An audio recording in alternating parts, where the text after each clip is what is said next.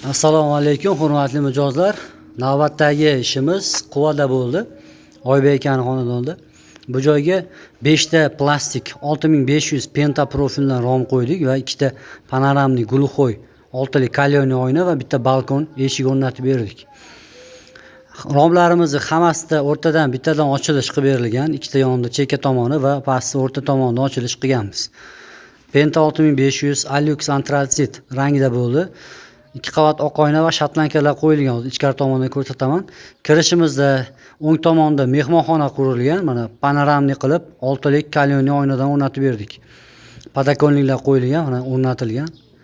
Juda mustahkam bo'lib chiqdi. Ichkari tomondan ham qisqacha hozir ko'rsataman qo'ldan kelgancha. Eshigimiz G306 balkon profildan yasaldi. 2 qavat oq oynada shotlankalar 18 lik qo'yilgan. Razmeri 1.40 ga 2.40 razmerda bo'ldi. High-tech ko'rinishda qilganmiz. Ruchkalari termon ruchkasiga o'xshagan ruchkalardan qo'yildi. Ishlashlari mana nihoyatda yaxshi, xudo xolasa, ancha xizmat qilib beradi. Ichlariga aytganimdek 18 lik shotlanka qo'yildi. 2 qavat oq oyna bilan ishlashlari mana ruchkamiz juda yengil, yopilib ochilganda ham juda qulay. Ichkari tomondan ham ko'rsataman. Eshiklarimizni polli ankerlab qatirib chiqqanmiz. Hamma tomonlama.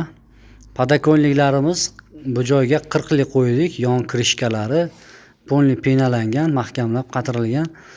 Bu tomon ham xuddi shunaqa bir xil razmerda bo'lgan. Balandligi 108, endi 240 bo'lgan. 40 lik padakonlik bilan o'rnatib berdik. To'g'ridagi romimiz 144 ga, balandligi 150. Bunga 45 lik padakonlik qo'yildi, devor qalinroq olgan. Bitta o'rtadan ochilish, oddiy ochilishda qilib berilgan. 18 lik shotlankalar bilan mana ko'rib turibsizlar, polni penalab hamma tomonlari bilan o'rnatib berdik. Hozir teva tomonni ko'rsataman. Qo'ldan kelgancha teva tomonda 4 ta rom o'rnatib berdik. Uyda proyekti menga juda yoqdi, chiroyli bo'lgan. Bitgandan keyin ham xudo xolasa bitta syomka qilishga harakat qilamiz. Mana shunaqa lestnitsadan ko'tarilamiz. To'g'rida bitta rom qo'yganmiz. Razmeri 140 ga, balandligi 165 edi. 3 ga bo'lingan, o'rtada ochilish, padakonlik 35 lik krishkalar bilan qo'ydik.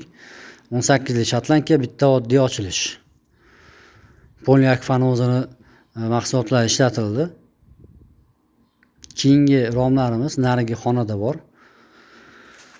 160 ga yana 135 bo'lgan bitta o'rtadagi rom va ikkita chekkadagilari yana 100, balandligi 160 dan bo'ldi. Bitta o'ng, bitta narigi tomoni, chap tomoni ochilish qilib berganmiz. O'rtadagini o'rta qismi ochiladi. Padakonliklar aytganimdek 35 lik, yon krishkalari penalab tag tomonlari bilan polni quyilgan, mahkamlangan. Bitta oddiy ochilish, bularda ham shotlankalari bor. Keyingi romimiz ham xuddi shu material bir xilda, o'rtadan ochilish qilib berilgan. Bu ham shotlankasi bor, 18 lik. O'zini profil rangi bilan bir xil polni qatirib, penalangan, tag tomonlari, yonlari aylanasiga penalangan. Oxirgi romimiz bu ham bir xilda, bitta oddiy ochilish. O'rtoqlar, kimga shunaqa xizmatlar kerak bo'lsa, WhatsApp, Telegram orqali murojaat qilishlaring mumkin. Endi ko'pchilikka narxi qiziq bo'ladi. Buni общий jami summasi $1700 ga tayyor bo'ldi. Kimga qiziq bo'lsa, WhatsApp, Telegram orqali yozinglar.